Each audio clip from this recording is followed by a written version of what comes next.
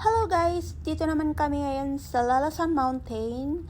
Nabalitaan kasi namin sa TV na mayroon daw snow. Kaya guys, pupuntahan natin. Napaka delikado yung road dahil nga napaka foggy. So ayan, di masyado makita yung road kaya kailangan mag-ingat talaga.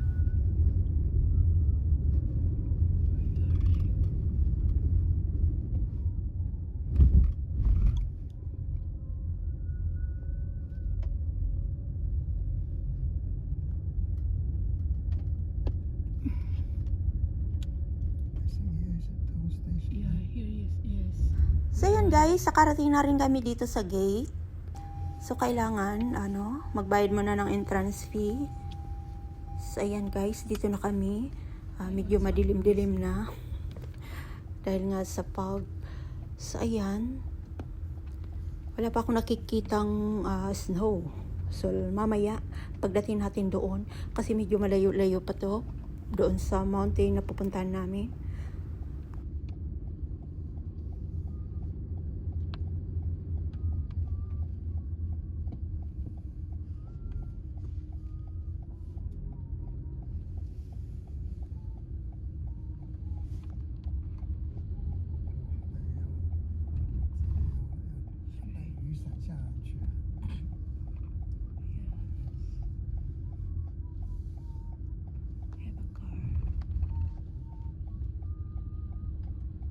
Nakarating na kami dito sa Lalasan. Mag-snack muna kami guys.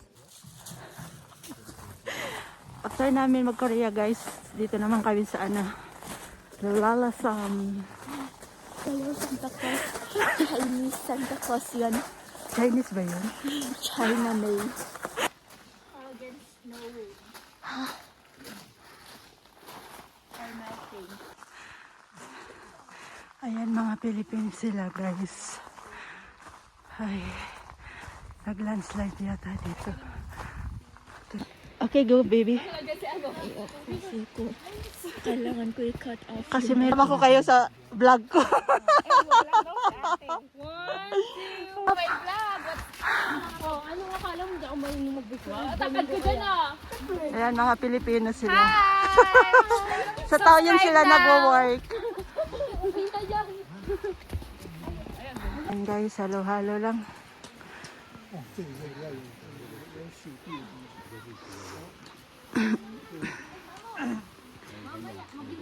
Ito nga guys, may snow naman. Parang panghalo-halo lang. Ang liit naman ng ay.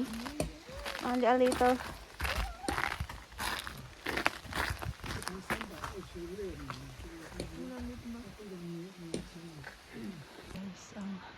konti lang yung snow dito.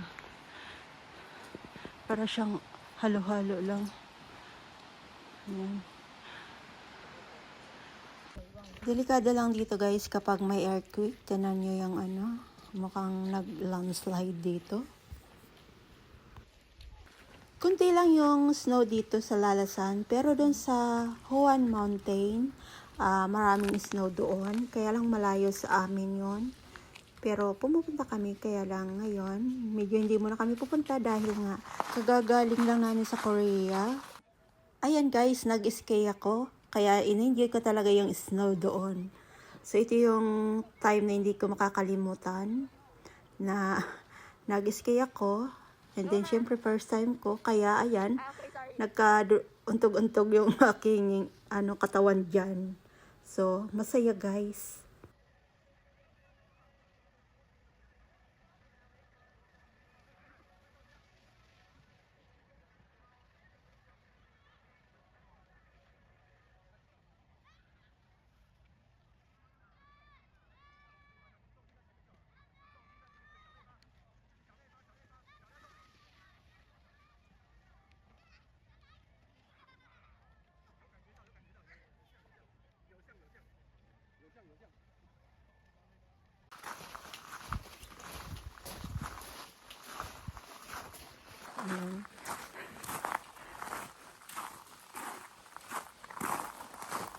Babalik na kami sa sasakyan.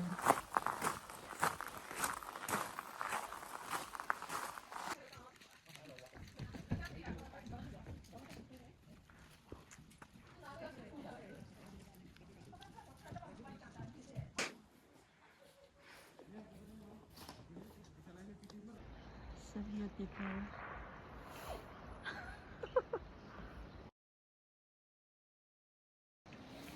Uh-oh.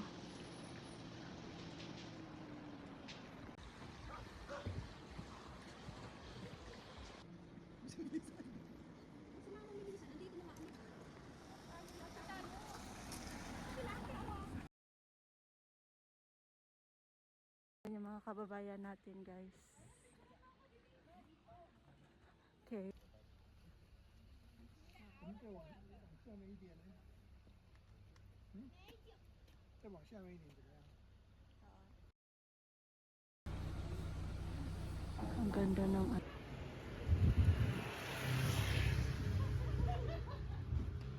So, babalik na tayo sa car.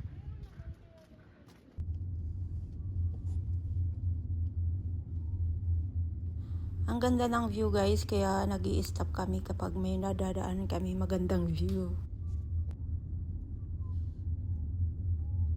这里就 Cloudy. 高的。 Yeah.